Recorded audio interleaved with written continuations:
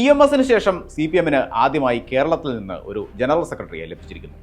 MA baby. മുൻപ് general secretary ആയിരുന്ന പ്രകാശ് കാരാട്ടിന് കേരളത്തിൽ വേരുകളുണ്ടെങ്കിലും പൂർണ്ണമായും മലയാളി എന്ന അർത്ഥത്തിൽ EMSന്റെ പിൻഗാമിയായി ബേബിയെ വിശേഷിപ്പിക്കാം. വിദ്യാർത്ഥി രാഷ്ട്രീയത്തിൽ നിന്ന് പടിപടിയായി ഉയർന്ന് CPM മുഖ്യധാര രാഷ്ട്രീയത്തിലേക്ക് എത്തിയ നേതാവാണ് MA ബേബി. 1974-ൽ SFI സെൻട്രൽ എക്സിക്യൂട്ടീവ് കമ്മിറ്റിയിലേക്ക് തെരഞ്ഞെടുക്കപ്പെടുമ്പോൾ ആ കമ്മിറ്റിയിലെ ഏറ്റവും പ്രായം കുറഞ്ഞ അംഗമായിരുന്നു. തൊട്ടടുത്ത വർഷം SFI സംസ്ഥാന പ്രസിഡന്റായി. 1979-ൽ SFI അഖിലേന്ത്യാ പ്രസിഡന്റ്. 1983-ൽ DYFI അഖിലേന്ത്യാ ജോയിന്റ് സെക്രട്ടറിയായി. 1984-ൽ CPM കേരള സംസ്ഥാന കമ്മിറ്റിയിലേക്ക് തെരഞ്ഞെടുക്കപ്പെട്ടു.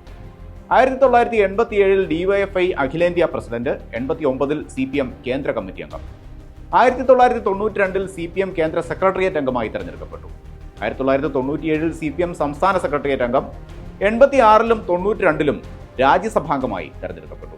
32-ാം വയസ്സിൽ രാജ്യസഭയിലേക്ക് തെരഞ്ഞെടുക്കപ്പെടുമ്പോൾ ഏറ്റവും പ്രായം കുറഞ്ഞ രാജ്യസഭാംഗമായിരുന്നു ബേബി. കുണ്ടറയിൽ നിന്ന് നിയമസഭയിലേക്ക് തെരഞ്ഞെടുക്കപ്പെടുകയും VS അച്യുതാനന്ദൻ സർക്കാരിൽ വിദ്യാഭ്യാസ സാംസ്കാരിക വകുപ്പുകൾ കൈകാര്യം ചെയ്യുകയും ചെയ്തു.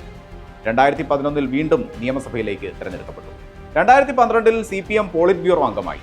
2016 മുതൽ CPM കേന്ദ്ര നേതൃത്വവുമായി ബന്ധപ്പെട്ടാണ് ബേബിയുടെ പ്രവർത്തനം.